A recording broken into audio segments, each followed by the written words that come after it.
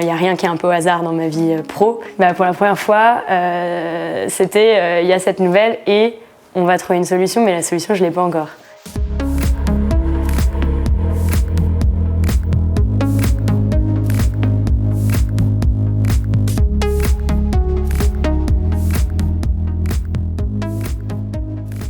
Je suis directrice de la mission French Tech et j'ai pris ce poste il y a seulement quelques mois. Avant ça, j'ai toujours bossé dans les startups un peu partout dans le monde entier. J'avais pris cette décision de partir de mon job précédent et quand j'ai vu que l'ancienne directrice de la French Tech partait, j'ai tout bêtement envoyé mon CV. J'en ai parlé à personne parce que je me suis dit qu'il y avait vraiment absolument aucune chance de pouvoir obtenir ce genre de poste. Je sais pas, j'avais un petit manque de confiance sur le fait que c'était possible, je pense. Je viens d'une famille où il y a à la fois des entrepreneurs et à la fois des gens qui servent le service public, notamment beaucoup de profs.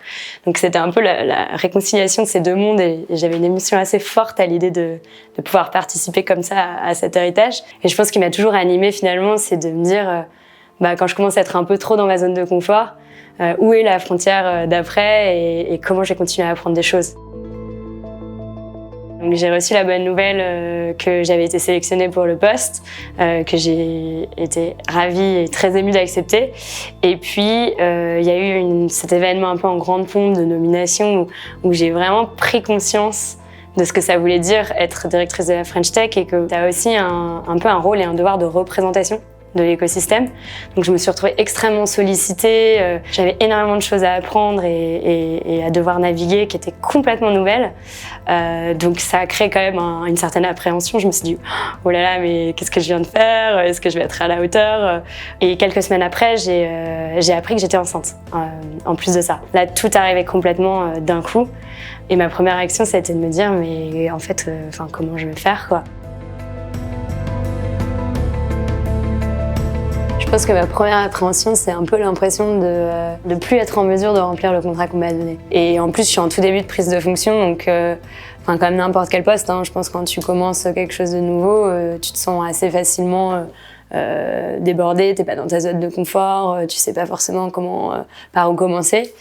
Et je me suis dit, mais en fait, là, ce que j'ai accepté comme mission, qui est en plus une mission d'État, qui est une mission publique, comment est-ce que je vais pouvoir annoncer aux personnes qui m'ont fait confiance et qui m'ont donné cette mission que dans 9 mois, je serai plus au quotidien en mesure de la porter. Et je me suis dit, c'est pas un job que tu peux faire sans être là, parce qu'il y a tout cet aspect de représentation, il y a tout cet aspect de management de l'équipe. Moi, mon rôle en tant qu'administration, c'est d'assurer une continuité.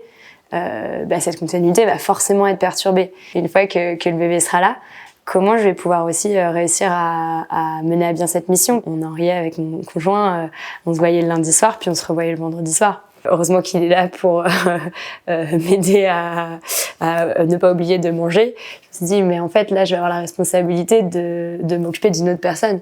Et j'ai déjà du mal à m'occuper de moi-même. C'est complètement inconscient.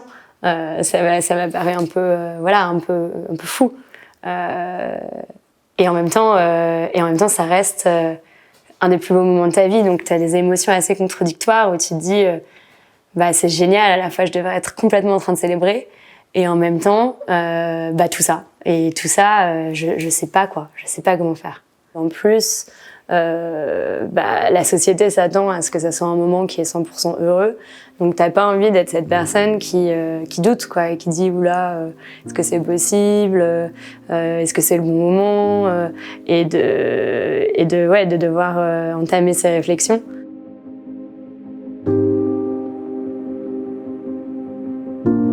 Je suis arrivée au moment où je me suis dit maintenant de toute façon faut que je le dise parce que ça va se voir. Donc il y a un moment où t'as plus le choix.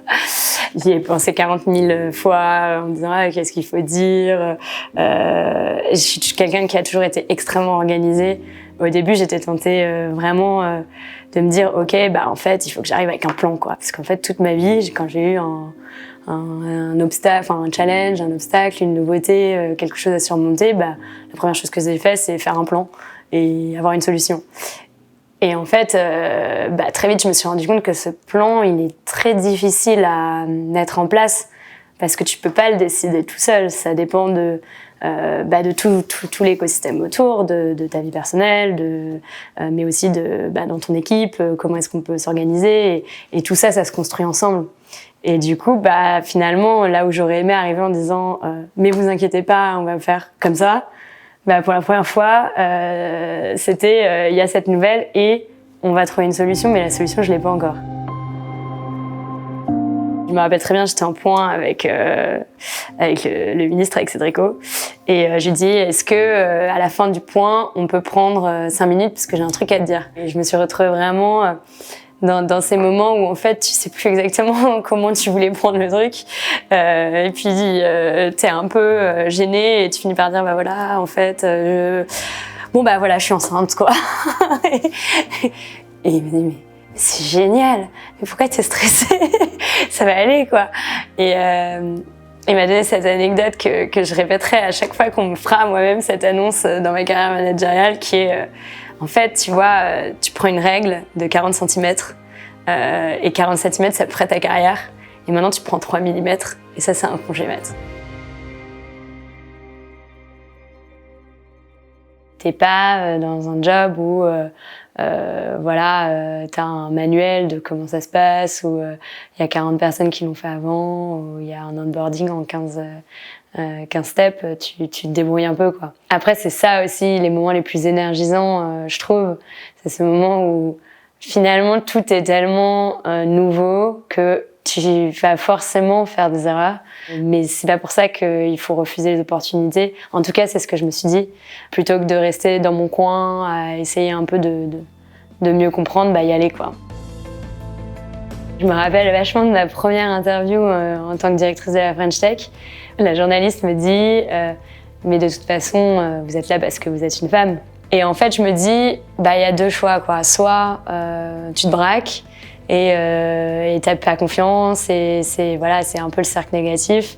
Soit en fait t'assumes.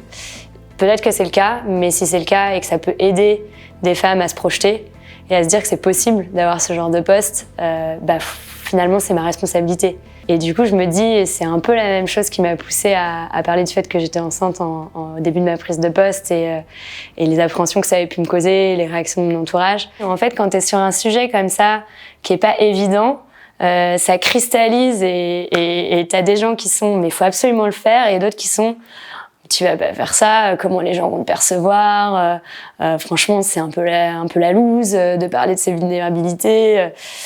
Et je crois que c'est ça qui m'a donné envie d'en parler, où je me suis dit, en fait, le fait que ça soit si crispant et si segmentant, c'est qu'il y a un sujet. Et bien sûr, j'aimerais qu'il n'y ait pas un sujet, et bien sûr, j'aimerais ne pas avoir à en parler. Mais si je peux contribuer à faire avancer un peu les choses là-dessus, il faut que je fasse quoi. Et en fait, j'ai eu tellement de réactions positives et bienveillantes de toutes ces femmes qui étaient tellement soulagées, qui avaient envie de parler de ça et qui sont ouvertes de leur expérience, qui m'ont partagé aussi elles comment elles l'avaient vécu. C'était génial quoi, c'était vraiment un moment de solidarité avec des gens que tu connais pas, qui t'écrivent pour eux-mêmes te raconter et te proposer aussi de partager, de donner des conseils, une solidarité assez incroyable.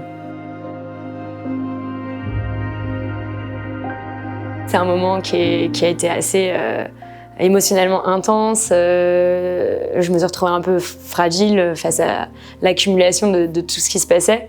J'avais peur de pas être en mesure d'absorber le potentiel choc négatif. Il faut juste que j'accepte que c'est pas la même façon de travailler quoi, c'était pas en contrôle, mais tu peux avoir une résonance qui est tout aussi importante. Donc faut prendre le risque quoi. Je suis pas la première à devoir gérer ça et je serai pas la dernière. Et finalement, je pense qu'on collectivement, en plus, le fait que ça devienne de plus en plus quelque chose dont on parle, tous ces challenges d'être une femme et finalement de devoir construire sa carrière entre 30 et 40 ans, qui est aussi le moment où, si tu veux construire une famille, c'est le moment où tu la construis, d'accepter que ça veut dire que tout ne sera pas forcément toujours selon les plans. Ça te libère un peu de la pression de se dire qu'il faut que tout soit parfait, quoi.